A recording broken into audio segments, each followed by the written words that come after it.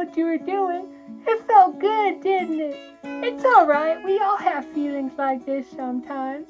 I'm just glad you're doing it in the privacy of your own room.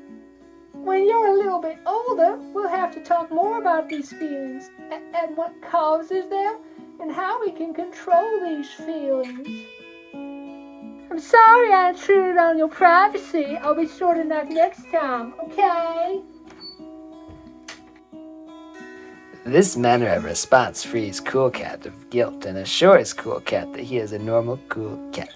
It opens communication between Cool Cat and Momma Cat and introduces the concept of responsibility for his behavior.